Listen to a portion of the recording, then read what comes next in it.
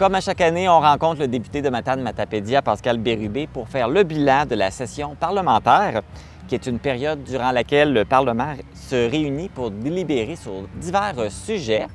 Bonjour Pascal. Bonjour Marc. Ça va bien? Très bien.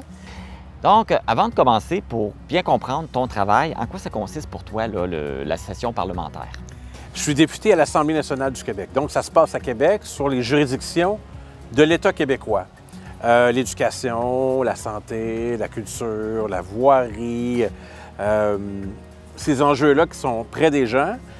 Je siège à l'Assemblée nationale au Parlement à peu près comme l'horaire d'une année scolaire, entre septembre et décembre, janvier et juin. Et quand je suis là, c'est pour débattre, faire adopter des lois, intervenir sur des sujets plus nationaux. Mais mon travail, c'est aussi beaucoup en circonscription, qui est immense. Hein. J'ai la Matapédia, la Matanie, la Métis, 45 municipalités différentes. Et j'ai 3 bureaux pour accueillir les gens qui ont souvent des problèmes, qui me demandent de les aider ou qui ont des idées. C'est un peu ça mon travail. Donc, je suis un peu l'avocat de 48 000 citoyens, un avocat qui est payé avec vos taxes et vos impôts et qui essaie de rapporter beaucoup à sa région. C'est un peu ça mon travail. Donc, on va revenir un petit peu sur les sujets là, que tu as apportés en Chambre au Parlement. Le premier sujet que je veux qu'on aborde, c'est un sujet que tu lâches pas. En année, tu es toujours dessus. C'est le cellulaire, la zone cellulaire, la couverture cellulaire, je voulais dire, sur le territoire. D'ailleurs, il y a eu une annonce la semaine dernière pour parler peut-être du développement là, par rapport à ce sujet-là. On a eu une avancée importante il y a quelques semaines, c'est-à-dire que sur notre grand territoire, il y a des zones qui ne sont pas couvertes, pas correctement en tout cas. Je pense au corridor entre Matane et Amqui sur la route 195. Je pense aussi au tronçon, je dirais, entre Sainte-Florence et Matapédia, la baie des Chaleurs sur la route 132, puis aussi dans plusieurs îlots villageois de municipalités où dès qu'on tombe un peu dans les rangs, bon. Ça fait des années qu'on veut que ça soit couvert pour des raisons de sécurité puis de liberté aussi de pouvoir téléphoner à qui on veut. Là, on nous a annoncé qu'il allait avoir un certain nombre de tours. On connaît déjà les sites, on sait les zones qui vont être couvertes. Donc, à terme, pour 2026, je sais que ça peut paraître long encore, mais il faut avoir des ententes pour installer les taux puis les déployer. Bien, il semblerait qu'on n'aura plus à se poser la question de la téléphonie cellulaire comme on n'a plus à se poser la question de l'Internet haute vitesse. Je sais que les gens sont sceptiques, ils se disent « ça fait longtemps qu'on attend ça », mais c'est le gouvernement puis non, dans le sens que c'est les entreprises privées qui acceptent ou non de le déployer, dépendamment de l'argent qu'on leur donne. Il faut croire qu'ils ont adopté l'offre, accepté l'offre du gouvernement du Québec, et là, ils vont aller de l'avant. Donc, c'est vraiment du sérieux. On l'aura, il y a encore un peu de temps à attendre. Je sais que c'est long, moi le premier, je suis tanné. J'ai fait les routes, là, régulièrement, beaucoup. Je pense que c'est une avancée qui est importante et qui mérite d'être soulignée. Au moins, ça bouge, c'est bon signe, Ouais. ça s'en vient. Un autre dossier que je veux qu'on parle, c'est le redécoupage électoral. Ça a été parlé beaucoup. D'ailleurs, le dossier a été mis sur la glace. Oui, on peut dire que c'est un dossier clos dans le sens que le comté, je l'ai évoqué tout à l'heure, toute la Matapédia, toute la Matanie, toute la Métis. Donc, mon comté de Léméchin à Sainte-Luce, incluant la Matapédia jusqu'à Rousseville. Là, les 5 municipalités de l'ouest de mon territoire, Sainte-Luce, Saint-Donat, Saint-Gabriel, les Hauteurs, Saint-Charles-Garnier, ça s'en allait dans Rimouski pour équilibrer le comté. Ça n'arrivera pas. C'est une bonne nouvelle. Moi, je voulais les garder. Mais aussi, on me donnait la Haute-Gaspésie de Cap-Chat jusqu'à Sainte-Madeleine-la-Rivière-Madeleine. C'était beaucoup trop. Donc, les partis se sont entendus pour que la carte électorale demeure la même, au moins pour l'élection de 2026. Puis après, on verra. Donc, OK, c'est une suspension temporaire. Puis on va trouver d'autres critères pour définir la carte électorale. Il faut pas que ce soit des comtés trop grands, difficiles à gérer. Donc, c'est un peu comme ça qu'on s'enligne. Bon, ben au moins, c'est une bonne nouvelle. On peut dire ça, oui. Aux prochaines élections, on est correct. Oui, la prochaine élection, ou je ne sais pas si c'est un scoop pour la TVC, je serai candidat en 2026. Peut-être pour un 6e, 7e mandat, on va voir. Ça serait ton 6e mandat? Ça dépend, on calcule à partir de quand. Pour la Matanie, ça serait un 7e. OK. Mais pour la Matapédia, je suis arrivé en 2012. Donc, l'élection de 2012, 2014, 2018, 2022, ce serait un 5e. Si je suis réélu, évidemment. Rien prendre pour acquis. On fait des suppositions.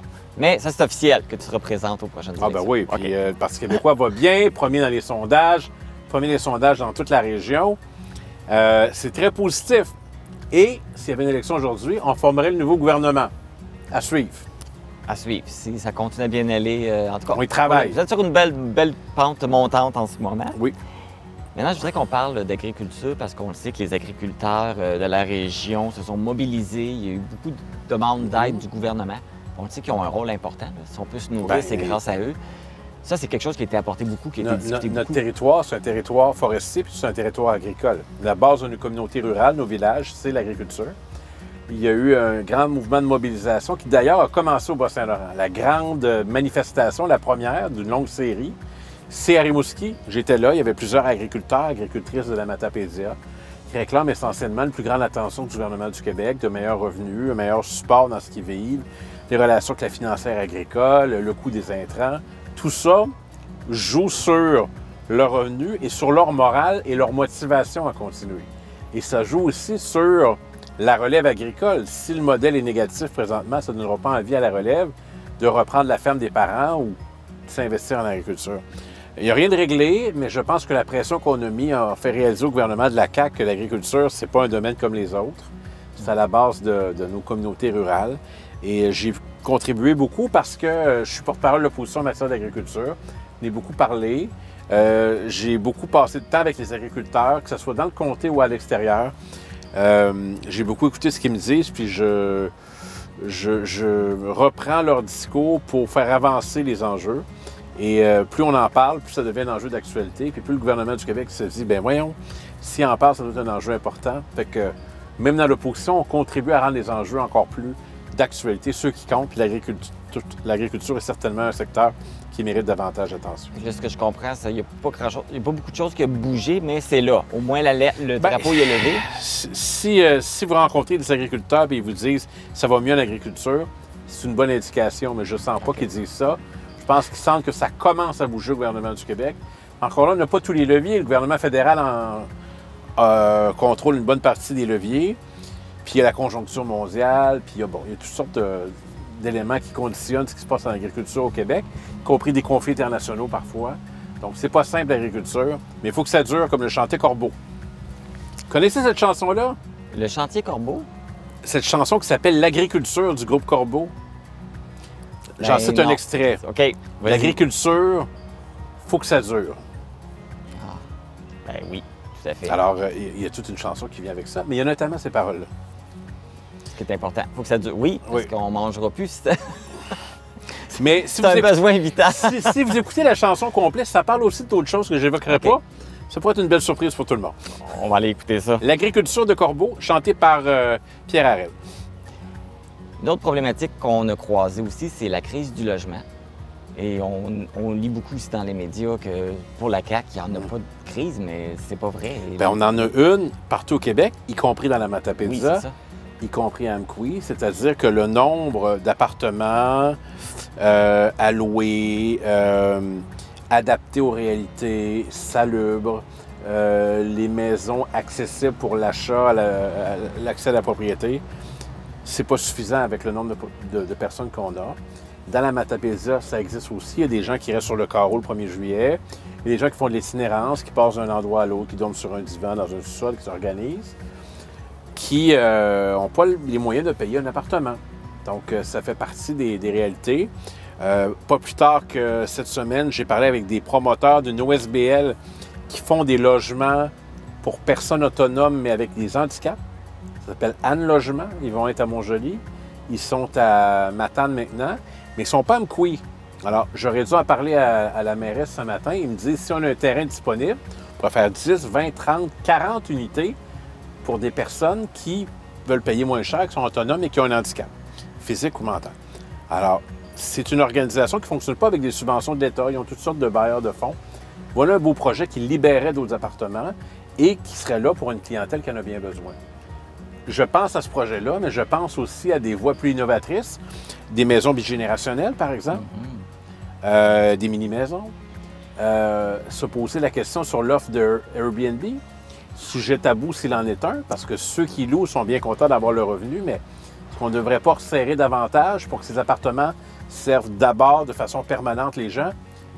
Je suis prêt à en discuter n'importe quand. Il y a plein d'avenues possibles pour faire en sorte que tout le monde ait un toit et ne paie pas trop cher pour son hébergement.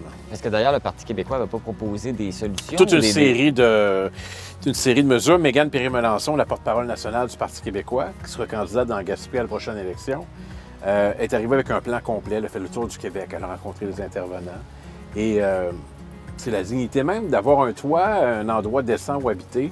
Ça devrait être une priorité nationale. Mais on ne sent pas que c'est le cas. Je vais terminer avec un sujet qui a fait parler, parce que tu es un des premiers à avoir apporté ce sujet-là au Parlement, les maisons des jeunes. Je suis peut-être le seul, d'ailleurs. Ça ne me rassure pas. Oui, c'est important. Qu'est-ce que tu dis que ça te rassure pas? Ça me rassure pas que je sois le seul. J'aimerais qu'il y en ait plus qui en parlent. Oui. Ouais. Ben, les maisons des jeunes. J'ai fréquenté celle de Matane étant plus jeune.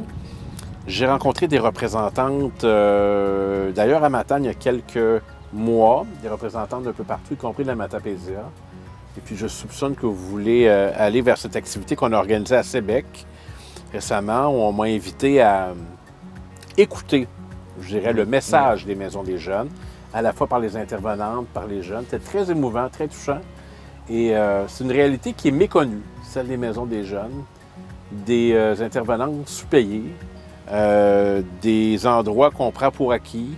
Je pense que c'est des endroits qui sont significatifs pour beaucoup de jeunes qui ont besoin de parler ou d'un lieu sécurisant pour passer du temps quand c'est pas possible ni à l'école ni à la maison. Je fais une longue réponse par une question que vous n'avez même pas posée, mais je soupçonne. Pourquoi les maisons des jeunes? Oui, bien c'est ça. Tu es un des premiers à l'avoir apporté. Puis aussi, il y avait beaucoup les conditions de travail des employés, les gens les éducateurs, les directeurs, ceux qui s'occupent des maisons des jeunes aussi. Là. On est chanceux, nous, dans la Matapédia, on en a qui sont dévoués, qui sont là depuis des années. Bien, je pense à Sébec. Lynn, combien d'années? 40 ans? Je ne sais pas si ça le choc que je dise ça, mais moi, c'est plutôt pour lui rendre hommage. Ben oui, tout à fait. 40 ans d'engagement auprès de la jeunesse, ça vaut la peine d'être souligné. J'espère que quelqu'un prend des notes dans mon équipe, là, 40 ans. Ça me donne des idées. Voilà qui est remarquable. S'engager pour les jeunes, c'est tellement important. Une bonne parole ou une présence réconfortante à un moment clé de l'adolescence, ça peut faire la différence sur la suite de la vie de quelqu'un. Moi, je crois à ça. Donc, oui, les maisons des jeunes, je vais en parler encore à l'Assemblée nationale. Tout à fait.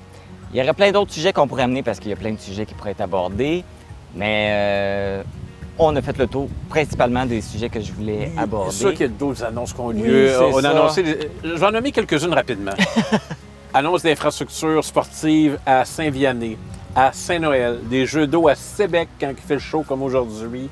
Un nouvel hôtel de ville, pas tellement loin d'ici, à Amqui, annoncé que la ministre. Et combien d'autres dossiers où on a fait avancer la Matapédia. Donc, voilà. Puis, ma recommandation pour l'été, aller au marché public de la Matapédia, encourager nos producteurs, productrices, ça vaut la peine. C'est bon, c'est beau, c'est à meilleur coût, à meilleur goût. Ça passe pas par la Californie, moins d'effets de serre.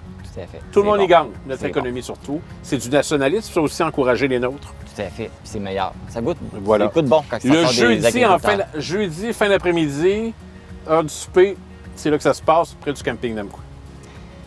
Là, tu vas avoir une petite pause avant la prochaine session parlementaire? Peut-être pas, non plus. Non, mais une pause de session parlementaire. Oui, mais je demeure actif. Je demeure actif pareil. Ouais, je me promène partout, puis je fais surtout beaucoup de choses. On va te voir tout l'été. Pas tout le monde. Il y a quelqu'un qui m'a dit tantôt, ça va faire 12 ans que je l'ai invité. Je ne vous ai jamais rencontré. Mais j'ai dit, moi non plus. Alors, ça dépend si vous vous tenez à la cantine Fortier. Je ne vous ai jamais rencontré, mais remarquez que vous non plus, je ne vous ai jamais rencontré. Alors, toujours des découvertes à faire. À chaque fois. Pascal Bérubé, merci beaucoup. Merci tout le monde. Activité libre, tout le monde. Oui, je te souhaite un bel été. À vous aussi, puis à vos téléspectateurs, dont je suis.